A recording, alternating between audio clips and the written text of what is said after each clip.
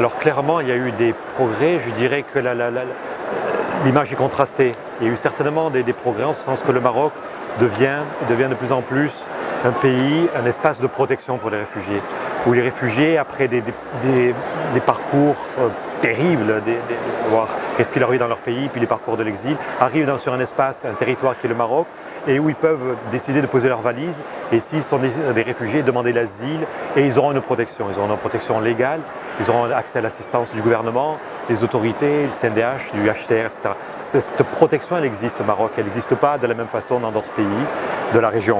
Donc ça, c'est un acquis, il continue à se construire.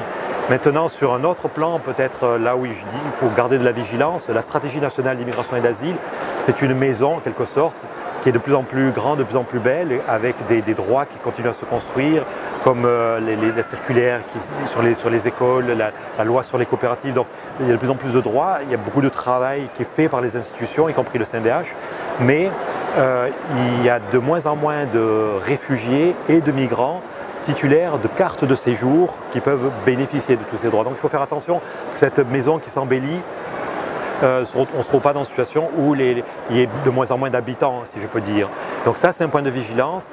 Je crois que c'est le test réel de la stratégie nationale d'immigration, c'est-à-dire que les réfugiés soient protégés et les migrants soient régularisés et aussi titulaires d'une carte de séjour. Sinon, il n'y a pas d'accès au marché du travail et sinon, on maintient ça dans la précarité. Et donc je sais que c'est une période difficile pour le Maroc parce que après la clôture, la fermeture de la route de la Méditerranée centrale, il y a une redirection vers la Méditerranée occidentale, donc l'Algérie, le Maroc, l'Espagne. Donc c'est un défi, on peut le comprendre pour les autorités marocaines, mais l'État marocain est tout à fait souverain dans la gestion des frontières, il doit être aidé par les pays notamment européens, parce que c'est une grosse tâche, soit la frontière de l'Est ou la frontière nord avec l'Europe, c'est un gros travail que le Maroc fait.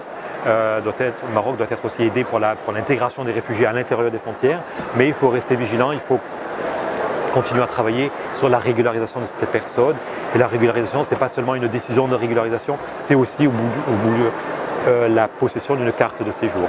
Ça c'est voilà, et donc au bout du compte c'est cette image-là, mais je reste optimiste, ça c'est clair, parce que si on fait un zoom arrière, on voit qu'avec des hauts et des bas, des pas avant, des pas arrière, dans l'ensemble ça va dans la bonne direction. C'est très important que le Maroc garde cette direction parce qu'il a cette valeur d'inspiration pour d'autres pays de la région. Et je suis confiant pour les raisons que j'ai dites et aussi parce que je sais que le CNDH a toute son énergie là-dedans, toute son intelligence, toute la qualité de son personnel et les partenaires aussi. Donc évidemment, je reste optimiste et confiant.